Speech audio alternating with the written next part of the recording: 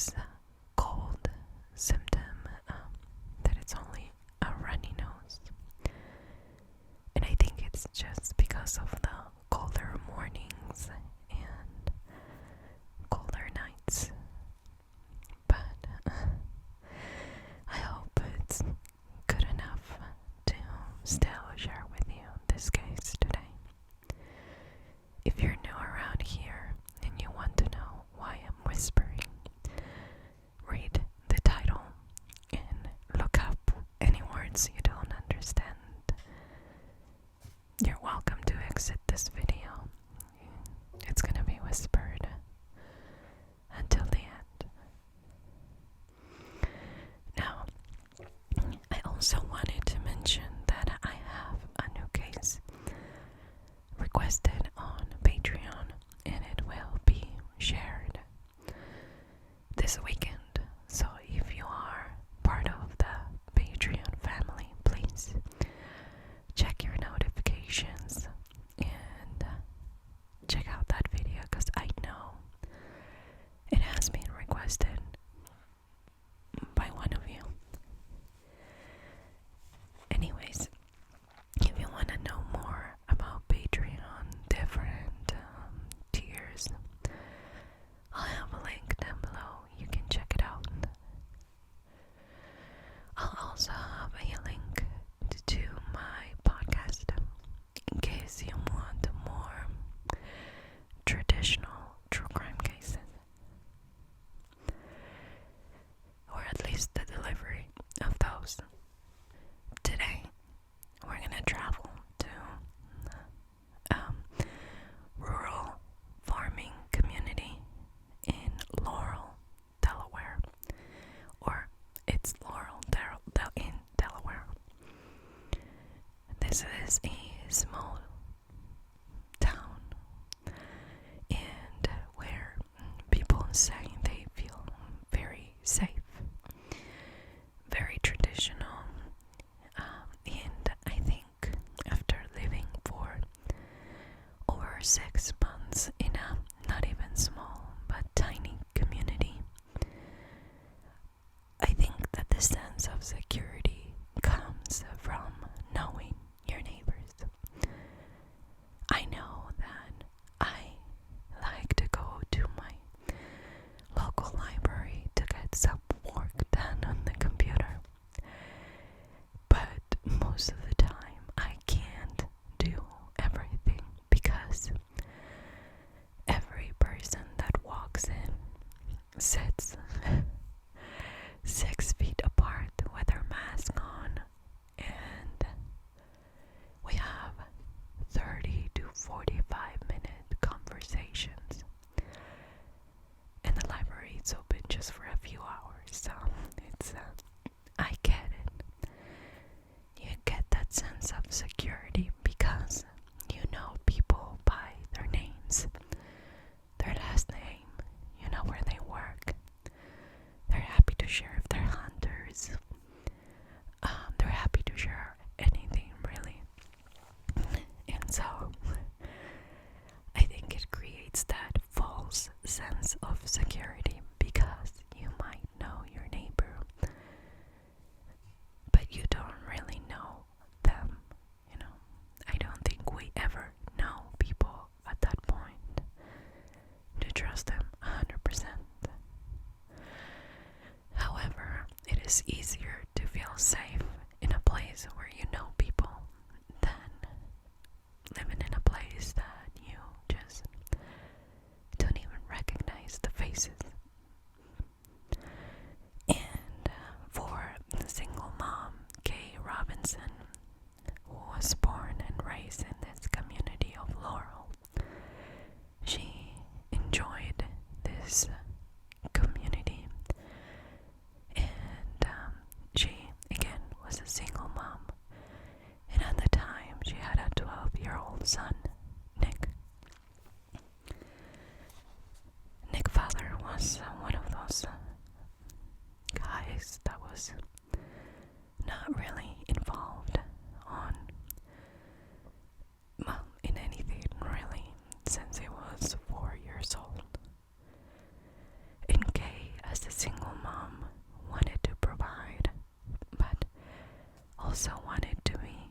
present parent. And I don't know how, but she managed to do that. Props to every single parent out there. There are certain periods where my husband is not home and I feel like I'm gonna go crazy. And not because the kids are bad or anything like that, but I think it's a struggle as a mother to manage your work time with your quality time with your children, their school works, and their needs in particular. Now,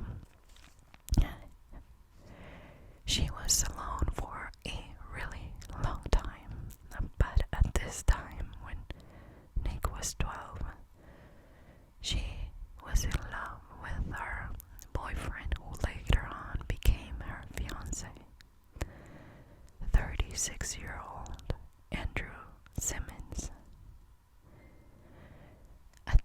She just couldn't believe that things were working out. She was selling insurance. She was very hardworking. She was making enough money to live okay with her son. And she had that kind of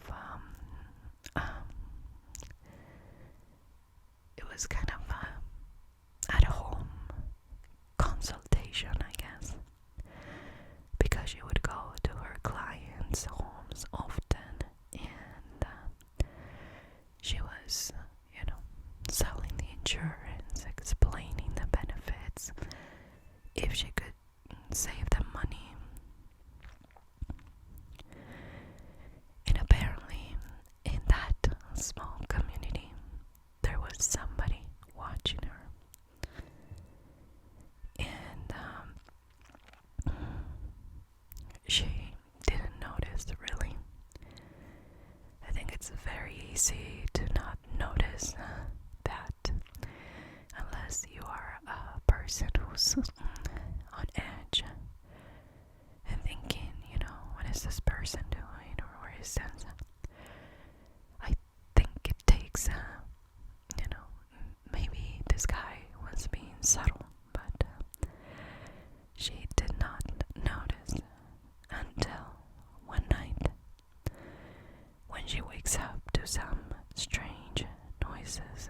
She heard like somebody closing the door of a car, and she then hears something in her kitchen. She goes downstairs, and she was about to hit this person in the back, thinking that it was an intruder, but it was actually Andrew, her fiance. No. Kay was okay with the idea of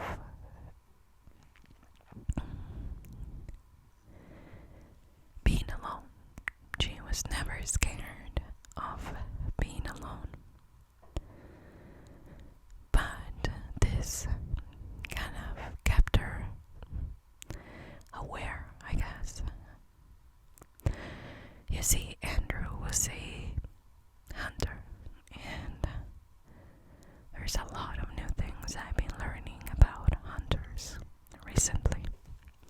But apparently, this guy, Andrew, was deer hunting, and for whatever reason, he stopped by her house at 3 a.m. every once in a while during hunting season. I didn't research much about that. I don't know if he was coming and spending the night, coming to pick stuff up and then leave. I'm not sure. But Kay kind of got used to this 3 a.m. visits, I guess. And on September 18, 1985, Nick tells his mom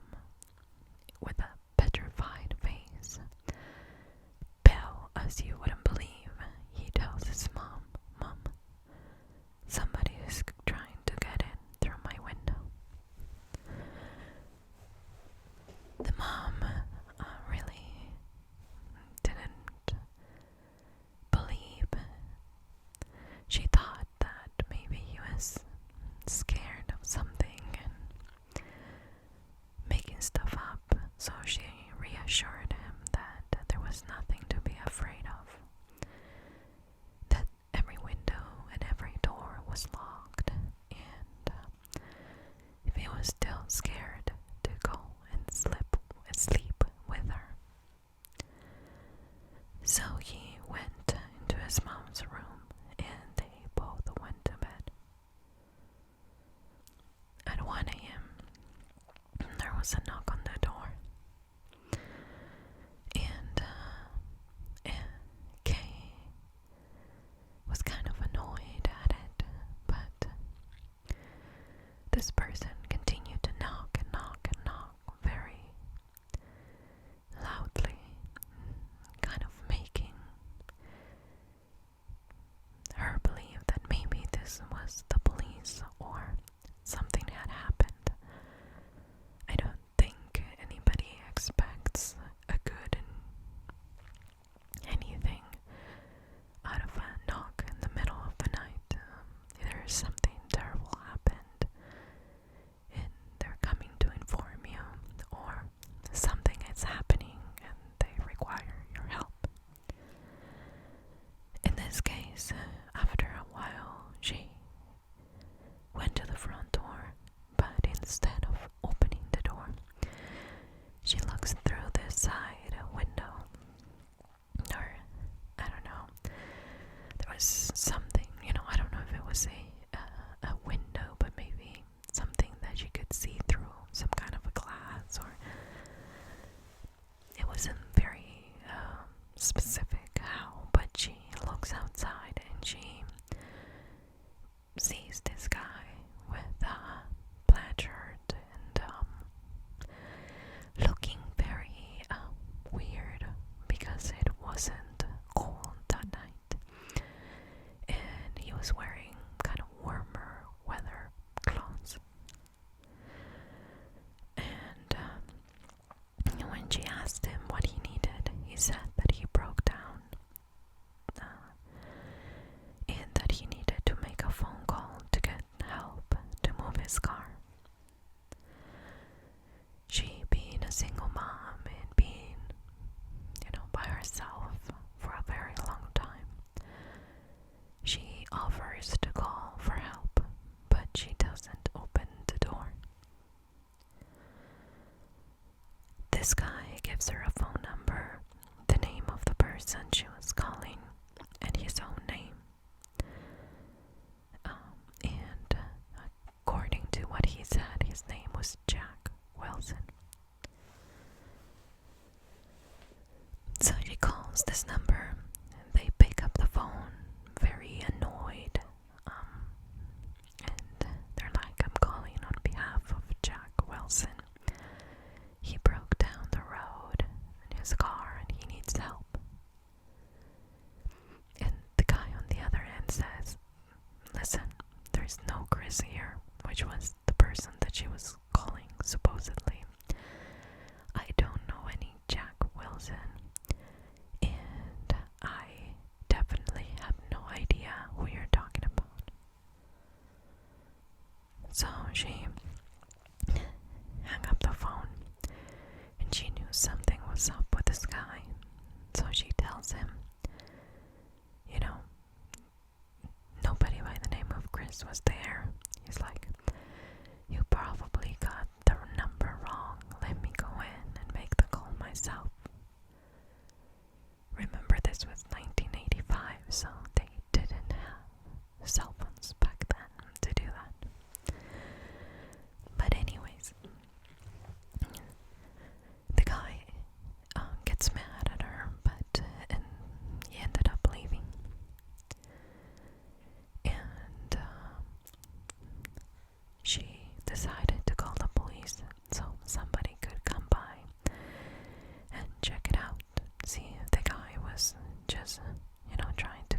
houses or check if he was intoxicated, that kind of thing. Almost 2 hours later, she went to bed, of course, but almost 2 hours later, she hears the front door open and close, and she assumed it was Andrew. She got up to go meet him, but she realizes apparently she saw him or saw his reflection on something. I don't know if the oven, a mirror, whatever. But she realized that it was the same guy that was knocking the door 2 hours earlier. He asked her who else is in the house, and she said, "My son, but he's sleeping." So the guy grabs her and takes her to the other bedroom. She struggled and tried to defend herself. She actually takes the knife from him, but instead of stabbing him, she throws it away. But the guy got a hold of the knife again. Kay ran at that point and went for the phone, but he grabbed her before she was able to make a call. At this point, her son Nick wakes up. He's not sure what's going on, but he overheard something saying that he was asleep and to please not hurt him. So he, petrified really, pretended that he was asleep. That's when the guy decided to tie her and kind of make her do what he wanted, basically, with the idea that otherwise he would kill her son. The guy ties her up, but then leaves the room. She thought maybe he wanted to steal some stuff, but he came back and he sexually assaulted her. When he was done with her, he slowly started to cut her throat. And I think that the final count was about 20 stab wounds, and her neck was was so deeply cut that it seemed like he wanted to decapitate her. And she knew that he was not going to stop. So she held her breath and pretended to be dead. When he thought that she was dead, he left the room.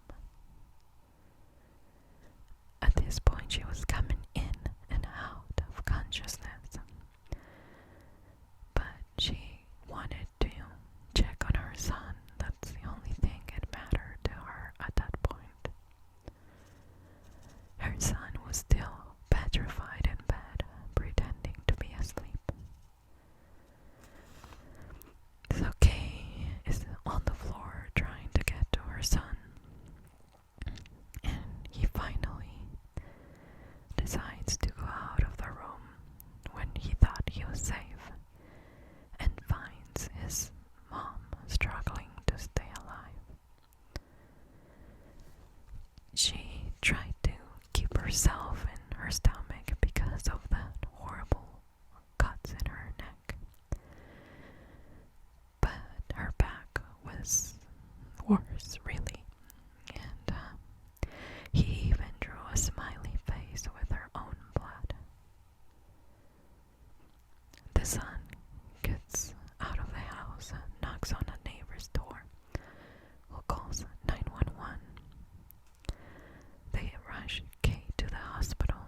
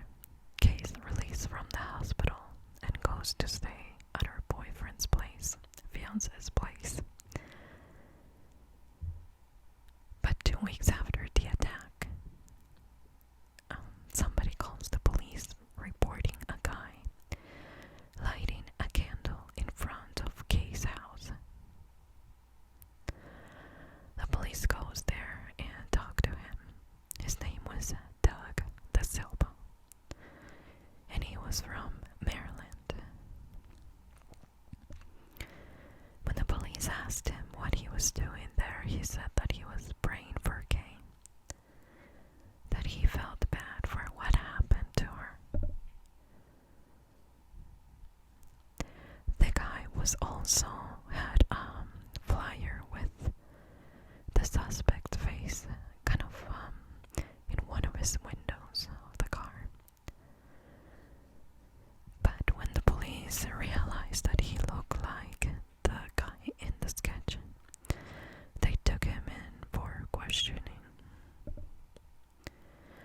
They asked him, "Were you in Laurel when this happened on September 18th? His answer was, "I might have been." The police didn't have anything on him, so they let him go. But he asked the officer for an application because he wanted to work for the state police, which was very odd. They took a picture of the guy and showed a bunch of other pictures to Kay, but she is 100% sure that he was the one. So they go and pick him up and they question him again. He seems not worried, and he even jokes around with the detective. He brought back also his application and drew stars on it, and also smiley faces, which made them a little bit more suspicious. He was charged with rape and attempted murder,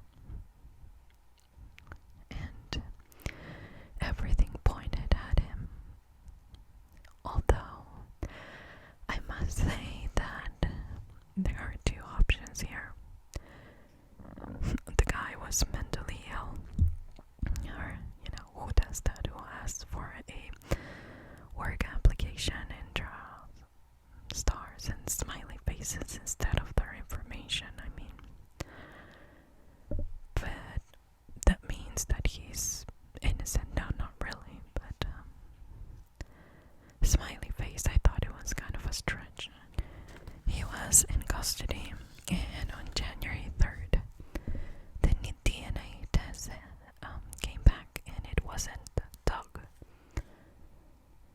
So the police informed Kay about this, and they had no choice but to drop the charges. Kay was going through a rough time. Kay and Andrew broke up their engagement. Kay ended up buying a new home, and with this news, putting up a security system, she even bought a gun and was scared for her life.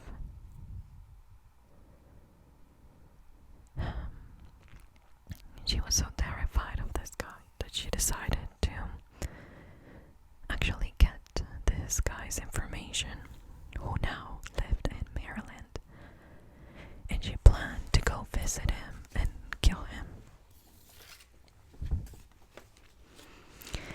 She drove to his house. I mean, she saw he was there. She knew what car he drove. But when she got there, she couldn't do it. Now, in March 2005, which is 20 years later, the police learned about a guy in Maryland by the name of Mark Eskridge, who was tied to a rape in the year 2002. What was interesting about this guy is that same guy, Mark, lived in Laurel, Delaware in the year 85 when this happened. And it was done in a similar way, so they sent their DNA sample to kind of compare it with this guy. When they look up his address in Laurel, they realized that he lived across the street from Kay.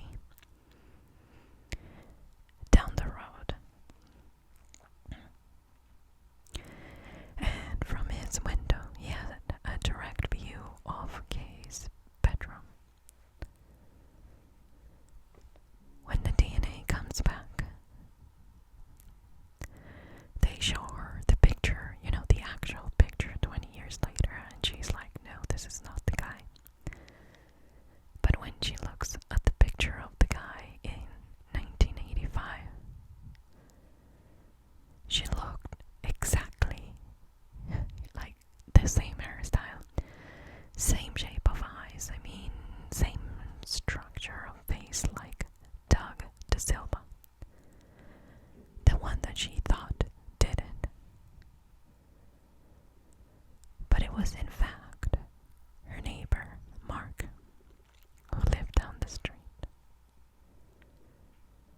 By January 2006, Mark pleads guilty and he gets life in prison plus 20 years. Which I'm assuming is just a joke, because if you get life in prison, okay, you get life in prison with no possibility of parole. But in this case, I think he had that possibility, maybe with the 20 years. So it's all really legal terms. But he's going to spend the rest of his days in jail. Now, the person that requested this video said, well, I want to share her story because it's almost a happy ending. And I thought to myself, well, almost is quite right, because I think that after going through that violation of privacy of somebody getting inside your house, and what you had to endure, and the violence that she had to go through, I don't think you can recover from that. I think you can get better, but I don't think you can erase it from your brain, from your memories, and you can certainly not move on, but I guess you can always move forward. She was saying how she was never the same person, and how it affected her and her kid, so much so that she became a new Kay. And I get it, it would have been way worse if she died, and we would be talking about a different, maybe, this guy, Mark, would have never had to go to jail for her in particular, but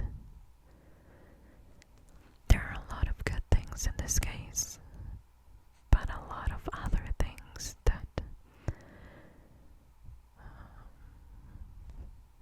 change your life forever. And I can only assume that she tried to move on, but with the experiences, I assume it was very, very hard, and that's why she feels like she was a new person after this.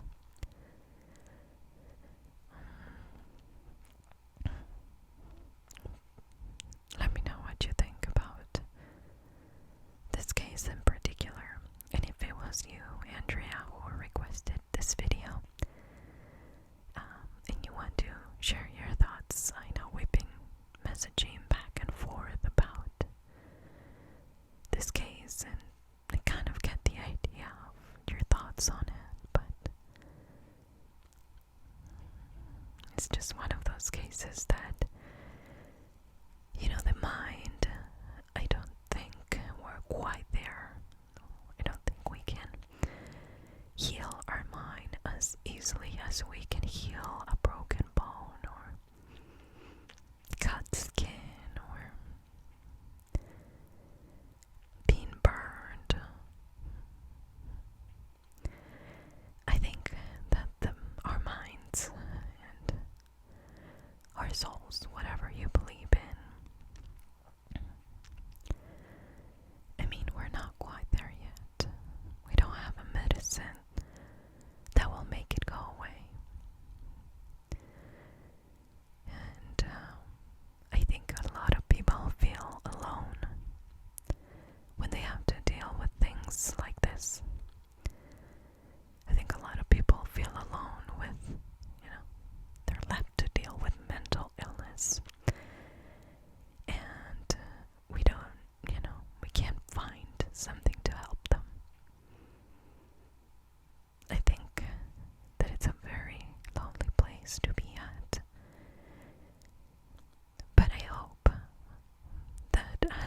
interested